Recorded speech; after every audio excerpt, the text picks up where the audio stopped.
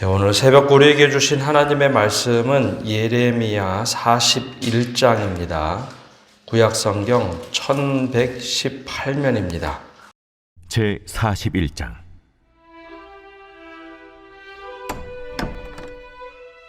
일곱째 달에 왕의 종친 엘리사마의 손자요 느다냐의 아들로서 왕의 장관인 이스마엘이 10사람과 함께 미스바로 가서 아히감의 아들 그다랴에게 이르러 미스바에서 함께 떡을 먹다가 느다냐의 아들 이스마엘과 그와 함께 있던 10사람이 일어나서 바벨론의 왕의 그 땅을 위임했던 사반의 손자 아히감의 아들 그다랴를 칼로 쳐 죽였고, 이스마엘이 또 미스바에서 그다랴와 함께 있던 모든 유다 사람과 거기에 있는 갈대아 군사를 죽였더라.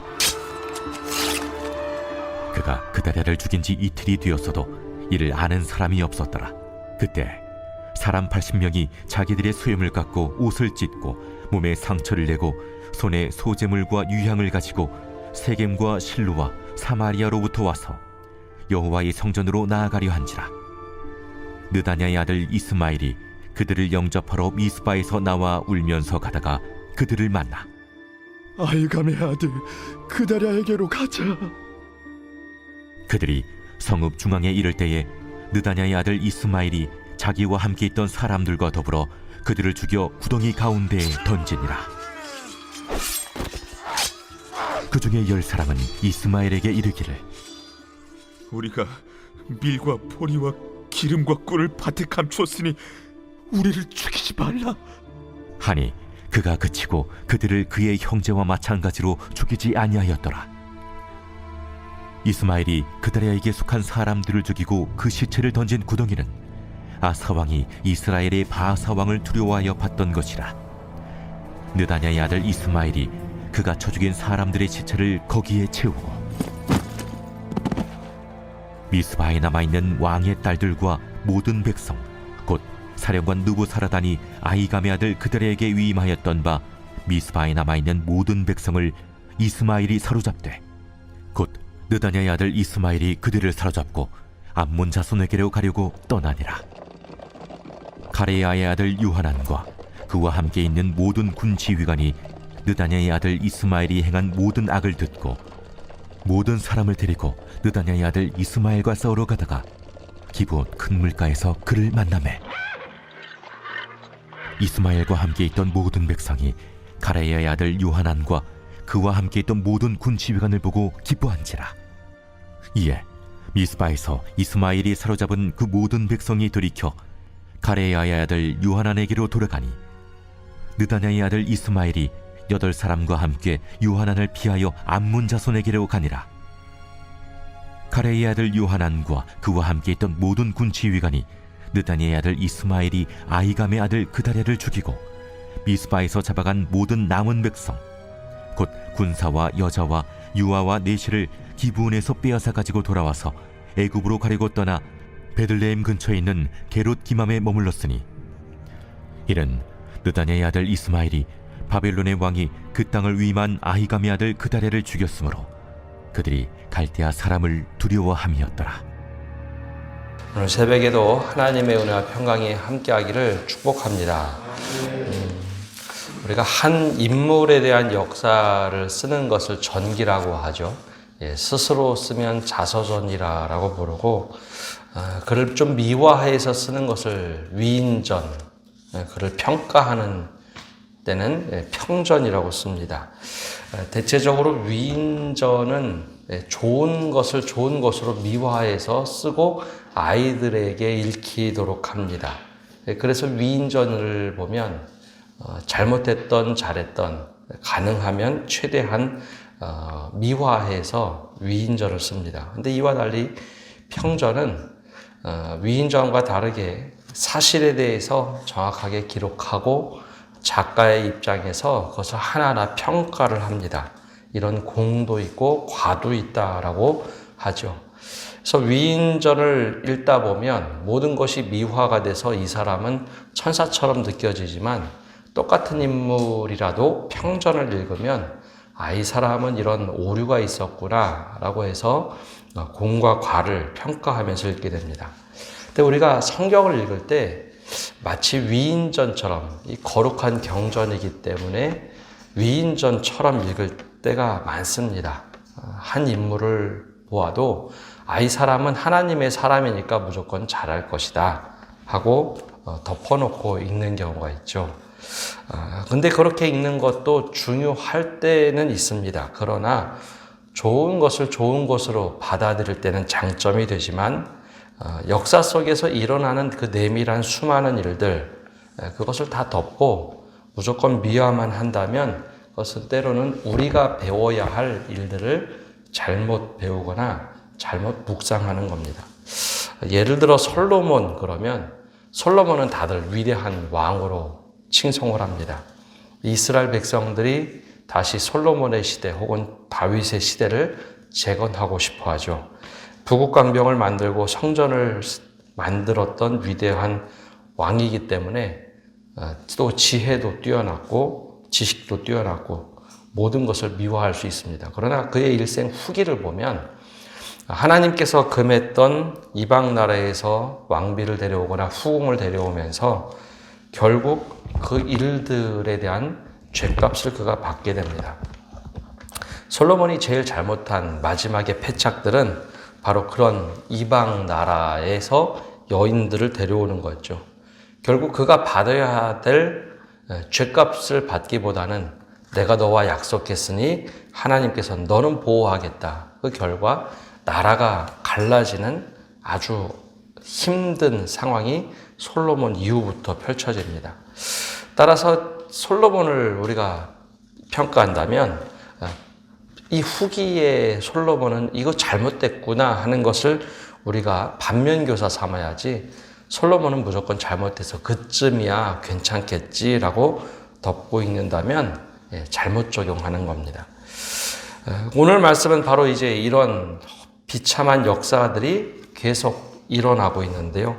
나라가 망해갈 때 얼마나 남유다에 험한 일들이 일어났는가를 보여주고 있습니다. 어제 말씀에 이어서 나오는 내용인데요. 어제 말씀을 보면 후반부는 설교하지 않았는데요. 바벨론의 왕 느부갓네살이 군사령관 느부사라단을 보내서 예루살렘에 있는 백성들, 특별히 왕과 귀족들을 포로로 끌고 갑니다. 그러다 모든 사람을 포로로 끌어갈 수 없으니 예루살렘에 남겨둔 빈민들을 통치할 수 있도록 아히감의 아들 그다랴를 총독으로 삼아서 세웁니다. 즉 왕을 데려가되 포로로 끌고 가되 그 지역에 있던 그다랴라는 사람을 총독으로 삼아 다스리게 하죠. 상식적으로 적국이 모든 귀족들을 끌고 가다가 한 사람을 세워서 총독으로 세운다 하면 이 사람을 백성이 따를까 안 따를까? 적이 세운 총독이다 하면 당연히 배타적으로 나올 것 같은데 오히려 남유다에 있던 수많은 사람들이 이 그다랴를 중심으로 나라를 재건하겠다라고 모이기 시작합니다. 왜 그랬는가 하면 이 그다랴라는 사람은 이미 백성들 사이에서 굉장히 존경을 받던 인물이었습니다. 그다랴의 할아버지 사반의 손자라고 반복해서 나오는데요. 이 사반이라는 사람은 요시야 왕 때 대제사장 힐기야라는 사람의 서기관으로 살았던 사람입니다. 제사장의 서기관이 뭐 대단한가 생각하겠지만 왕을 얼마나 잘 보필했는지 왕의 행동 일거수일투족을 다 서기관이 기록을 합니다. 그런데 왕이 종교개혁을 일으킬 때, 특별히 요시야 왕이 종교개혁을 일으킬 때 이 서기관의 사반에게 자주 묻습니다. 하나님의 율법에 뭐라고 기록되어 있는가? 이 진정한 뜻이 무엇인가? 성경책을 찾았을 때도 이 사반을 통해서 하나님의 뜻을 헤아리던 사람이 바로 이 서기관 사반이었습니다. 때로는 요시야 왕이 잘못했을 때 어느 누구도 왕에게 잘못했다라고 지적하는 사람이 없는데 이 사반이라는 사람만큼은 왕이시여 이거 잘못하셨습니다. 회개하셔야 됩니다. 하나님께 회개하라고 간청했던 인물이 사반입니다. 강직한 서기관이었던 이 할아버지를 둔 그다랴 성품을 그대로 이어받아서 말씀대로 어떻게 살까, 또 예레미야의 말씀을 듣고 강직하게 살았던 사람이 이 그다랴입니다. 그러다 보니 적국에서 총독으로 세웠어도 수많은 군인들 그리고 많은 사람들이 예루살렘에 남아있던 이들 중에 지도자급들은 그다랴를 따라서 남았습니다. 사악한 왕, 악을 행하던 왕 시드기야 왕이 사라지고 그다랴가 총독이 되었는데 급속하게 안정된 나라를 만들어가죠. 근데 이것이 모두 그럴까요? 근데 이제 왕족과 친했던, 즉 시드기야 왕과 친했던 이들 중에 친인척이었던 이스마엘은 이것이 탐탁지 않았습니다. 왕이 끌려가고 왕의 빈자리를 저 사반의 아들 그다랴가 통치한다는 것이 기분이 나빴죠. 그래서 어떻게 하면 그를 죽일까 호시탐탐 노리고 있다라는 것이 어제 말씀 후반부에 나오는 이야기입니다. 근데 그다랴는 사람들이 와서 얘기해 줍니다. 저 이스마엘을 조심하십시오. 이스마엘이 암살을 꾸미는 것 같습니다. 할 때 처음에는 그것을 무시합니다. 두 번째 또 다른 사람이 와서 이야기해 주는데 그때는 우리가 나라를 재건하는데 힘을 모아야지 그런 거 사사로운 것에 별로 관심을 두지 않고 넘어갑니다. 그리고 나서 오늘 말씀이 시작됩니다. 우리가 여기서 한 가지 봐야 될 것은 이 왕이 사라지고 즉 권력의 공백이 생겼을 때 얼마나 역사에 치열한 권력에 대한 암투가 있는가입니다.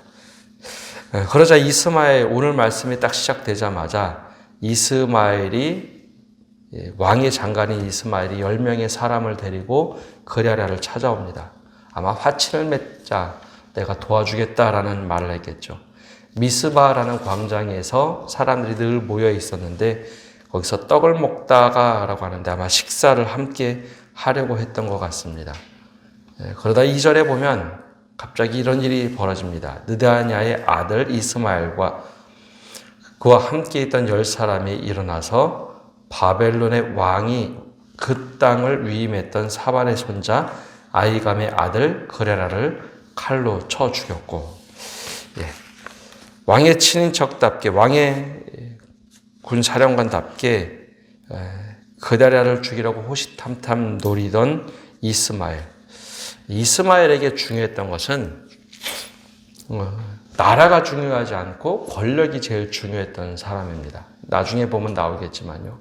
이스마엘이라는 사람은 왕이 끌려가고 이 그다랴가 총독이 나라를 안정되게 이끌고 가는데 나라를 안정되게 이끌고 가는 것 그런 것 전혀 중요하지 않고 시드기야 왕의 장관이었던 입장에서만 시드기야 왕이 끌려갔는데 어떻게 저런 사람이 다른 사람이 왕의 자리를 꿰찰 수 있어.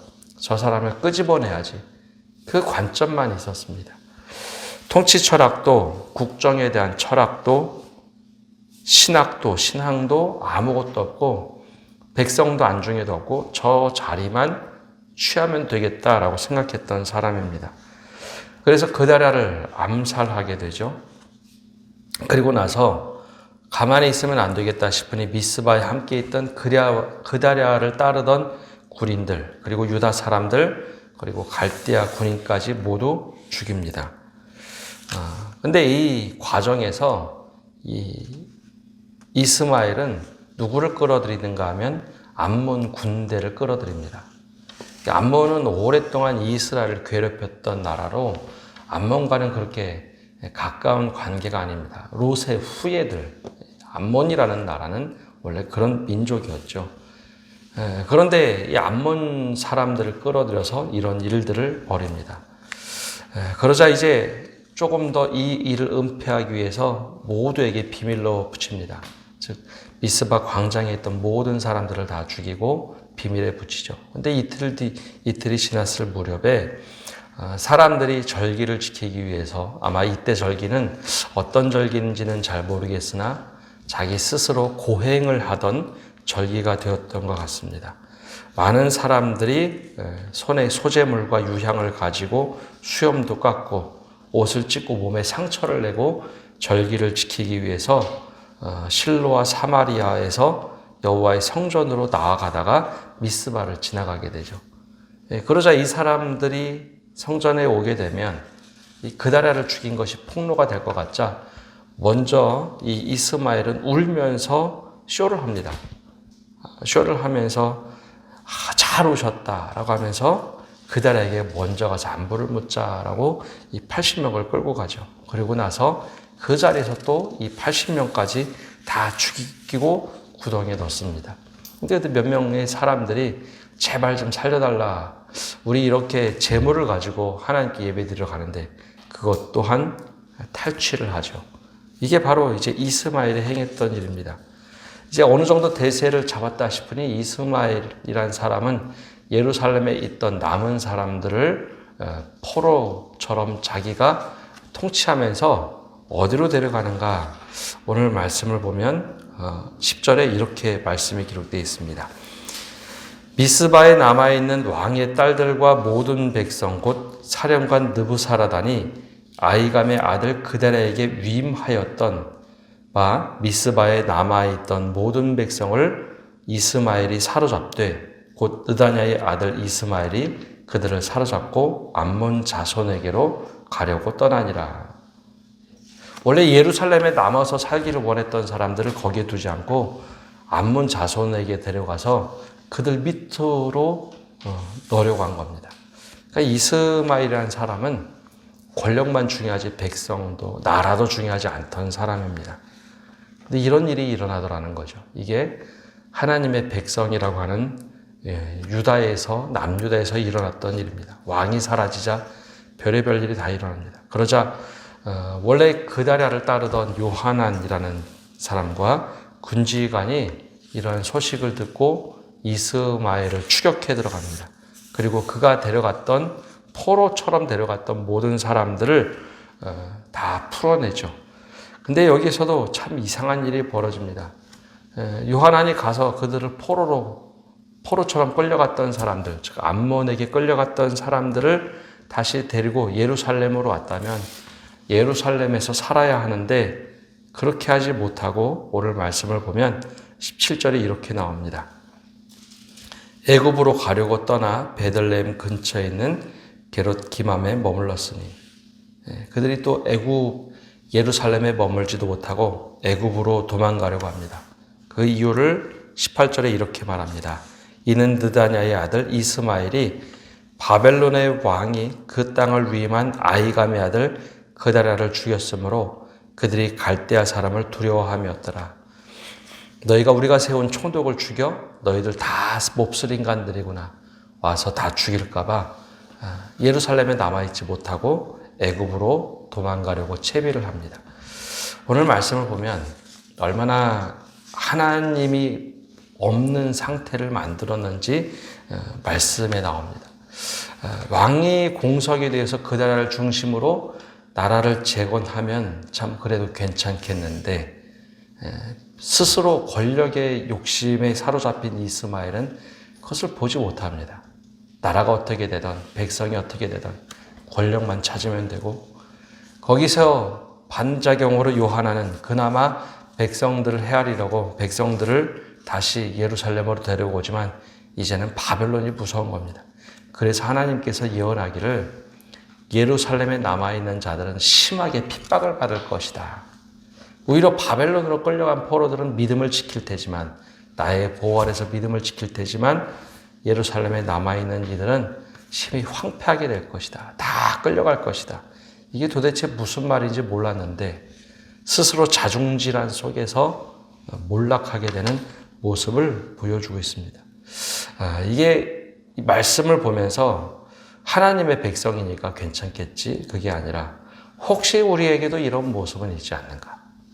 자중질환이 나오진 않는지 우리 모습을 한번 반면교사 삼아서 다시 빗대어 볼 때 이 말씀이 우리에게 도전하는 메시지를 받을 수 있습니다.